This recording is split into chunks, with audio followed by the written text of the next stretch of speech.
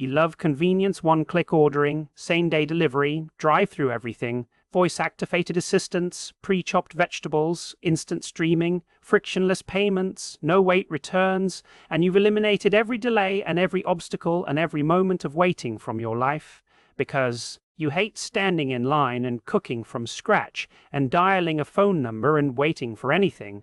And here's the paradox that will make you want to smash every smart device you own. The more convenient your life becomes, the less resilient you become. Not more free, but more fragile, because convenience isn't a tool, it's a drug.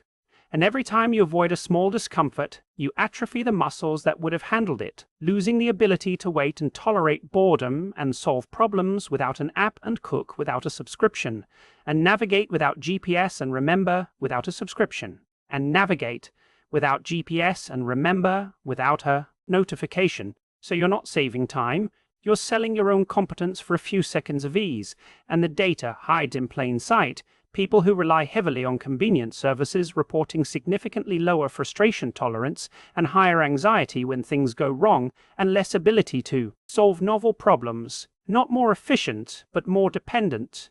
Their world working perfectly until it doesn't and then collapsing. And the neuroscience is brutal.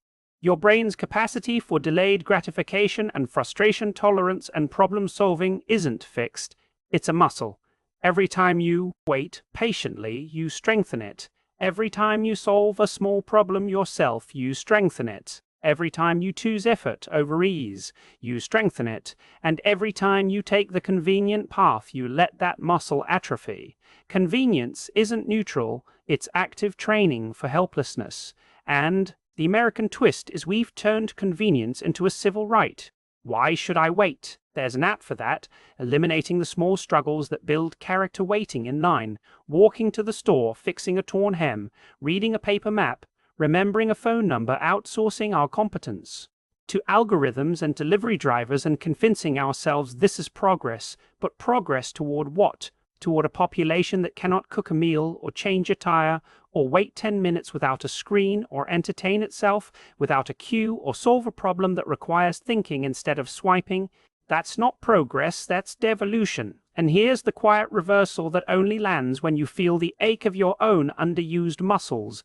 The most capable and resilient and genuinely free Americans are not the ones with the most convenient lives.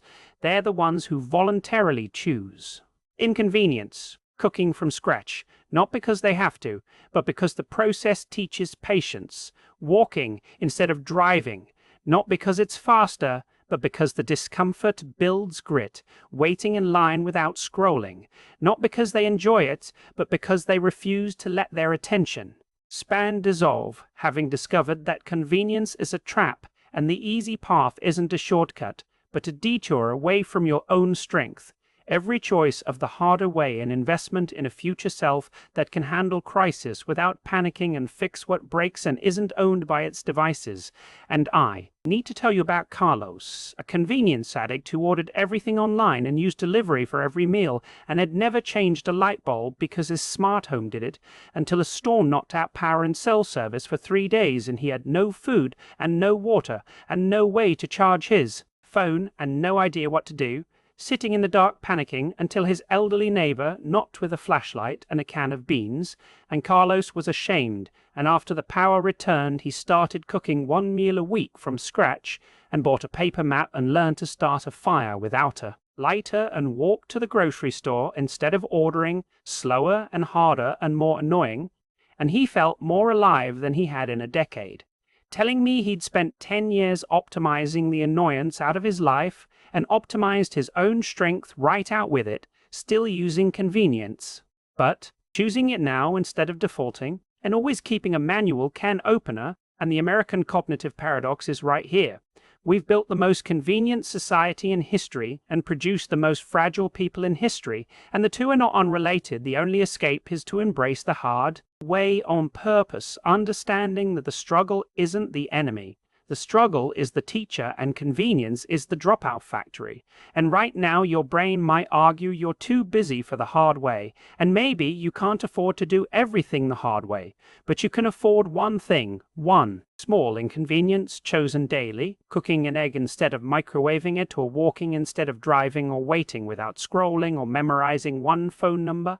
Not about the time, but about the muscle of tolerance and capability, and being a human who doesn't need an app to survive. So if the impulse just sparked to send this to someone who panics when their phone dies, that's not about me. It's the recognition that the panic isn't about the device, but about the atrophy. And the first real strength you've built in years might be choosing one hard thing today for no reason other than to remember you can. And the question from the beginning, why has convenience made us weaker, has an answer that a second viewing fully reveals. Convenience is not a tool, it's a trade. You trade your competence for a few seconds of ease, and the bill always comes due. Now go do one thing the hard way today. That's an order.